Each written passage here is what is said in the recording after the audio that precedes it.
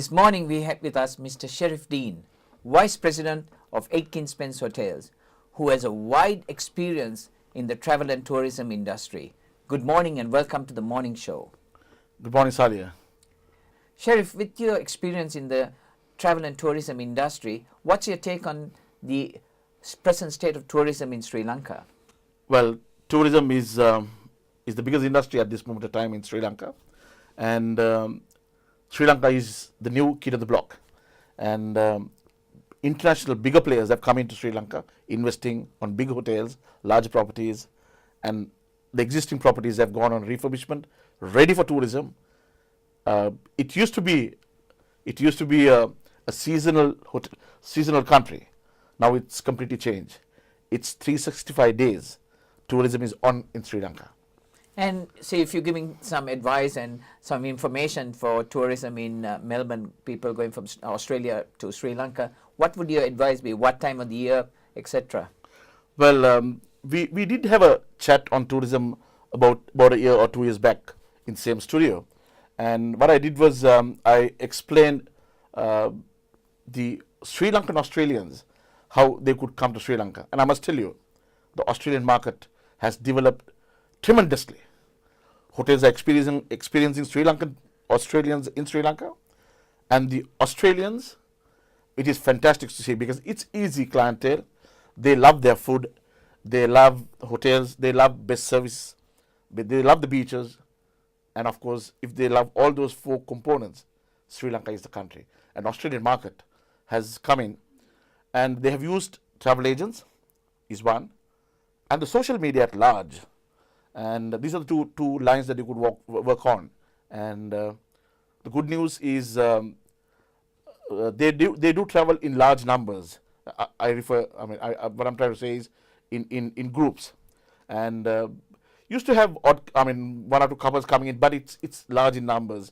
They are groups, and they patronize at least about 8 to 10 days in Sri Lanka. And they do visit their neighbors or relations too, but at large, they visit hotels, and they love their food. Obviously, they're Sri Lankans, and even Australians love their food, and we are ready to cater to them. And say if you take it seasonal or trend, where is the trend? I mean, is it the beaches? If you're Sri Lankan, will the beaches be the attraction, or would it be the cultural stuff, or is it general right around the country? Let me get into a segment which I work for hotels, so we have hotels in all areas. Beaches, by certain people, they love beaches. Beaches are fantastic, and we used to have only the southern end, but now we have the east coast have opened. Trincomalee is very good. Pasikuda is fantastic. We also have a hotel in Pasikuda, and that's a 40-room hotel. But Pasikuda is I think, let me tell you, we have about 500 rooms plus in that area, and new hotels are coming up. Access to Pasikuda is easy. The roads are fantastic. And so that's why I told you initially, we had only a season. When we talk about Sri Lankan tourism, it used to be only from December till March, and then in August for Perahara. But now, it's 365 days. What about the national parks, the wildlife park? Well, long years ago, it used to be the sun, sea, and sand. Now things have changed. Sports tourism have come in, adventure tourism have come in, then the wildlife tourism has come in, even health. We have a hotel called, this used to be called Neptune long years ago in Berul. Now it's to call Ayurvedic Hotel, Heritage Mahagir, that's how it's called. It has Ayurvedic treatment. That's not the only property in Sri Lanka. There are other properties which give Ayurveda. So we are on medical tourism too. And is that a big need for medical tourism? Very much, very much. I must tell you, not only we used to only have the Europeans coming in, but the Australians love the Ayurvedic. It's not only medication, but it's meditation and go beyond. Okay. So it's a whole gamut of the natural therapy. Exactly, sorry. Because a lot of people are going to the natural therapy, food, everything, and now the holidays are coming the same way. What about the adventure tourism? We have got wildlife parks. One is the mini area park, which was not the highlight long years ago. Now there is elephants, wild elephants in abundance. I would say 600, 700 in numbers. This is the greatest elephant gathering you're talking about? Exactly, and leopards. Not to forget wildlife.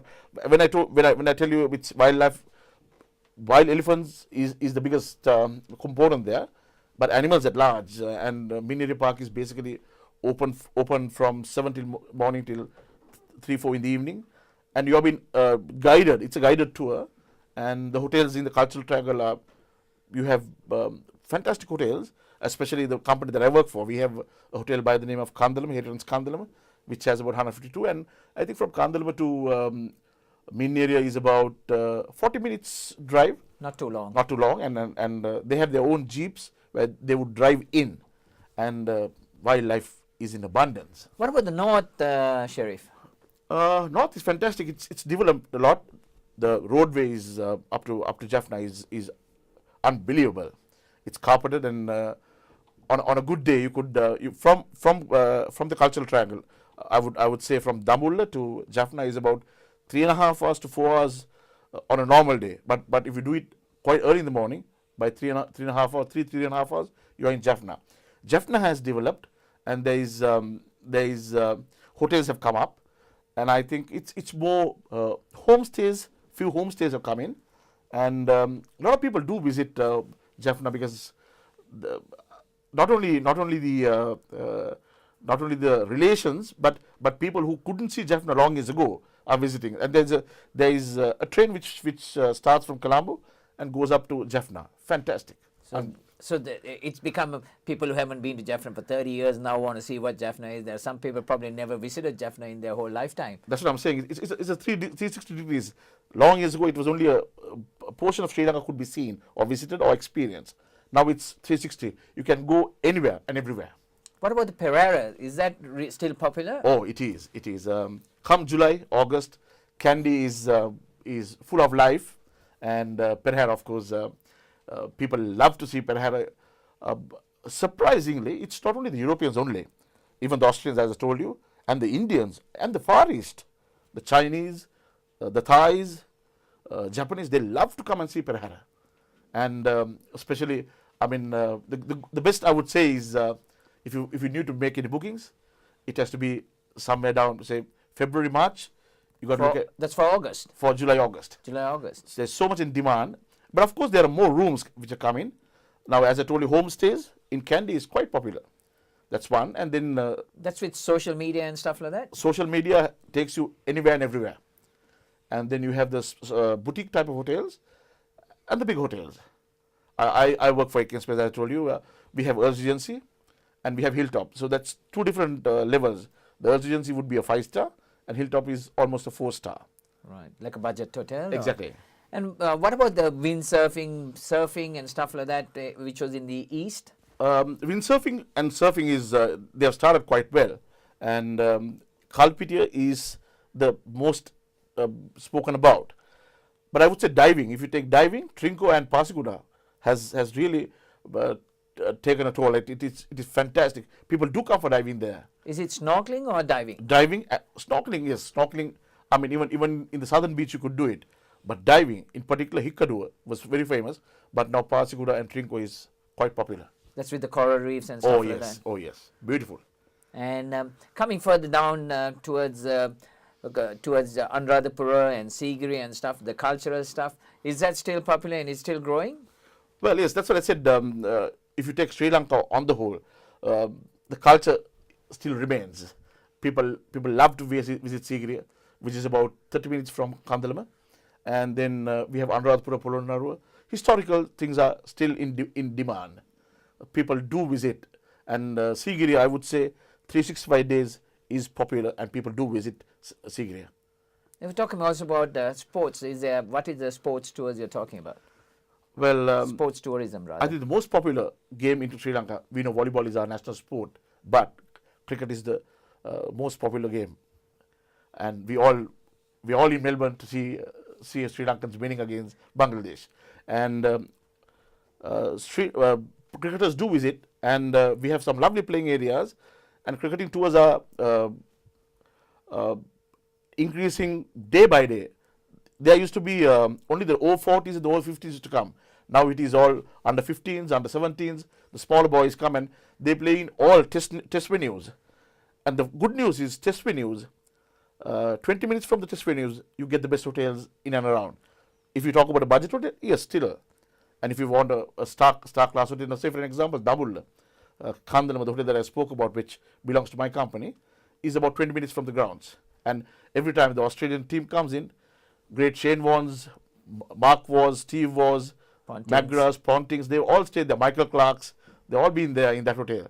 And the kids, the Aussie kids who used to come to Kandalama, loves it. And when they see the autograph signed by Michael Clark, Ricky Pontings, Shane Warnes, they love it. What about whitewater rafting and stuff like that? Is it still popular or is it controlled? That's why I said adventure tourism has also increased. And there are big players who have taken this role and quite popular.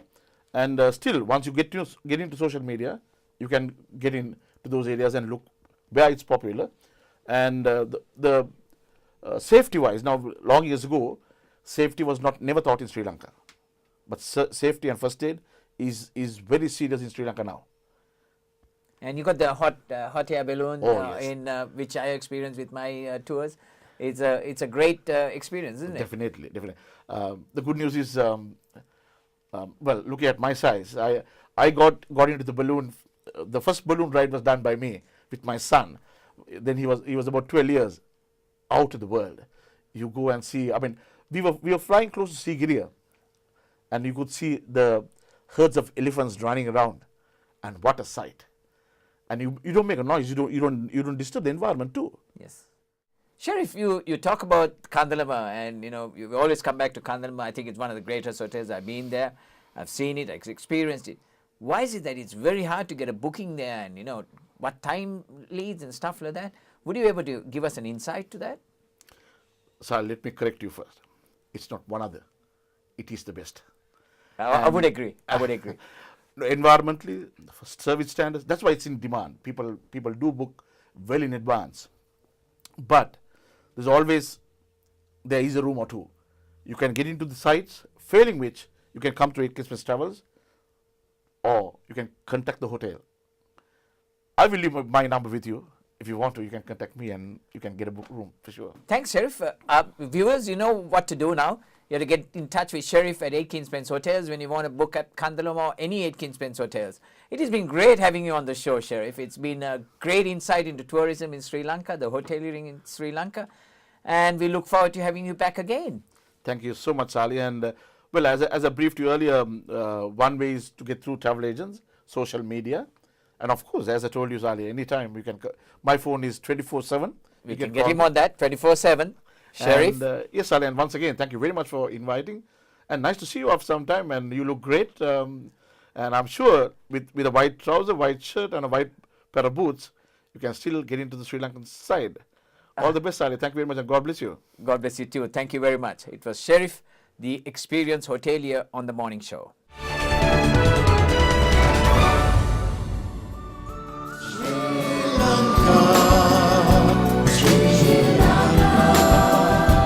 There's no better place on earth than you. Yeah, I dream of you, Sri Lanka. Yeah. I pray for you, Sri Lanka. My hopes on you, Sri Lanka. My dream is you, Sri Lanka.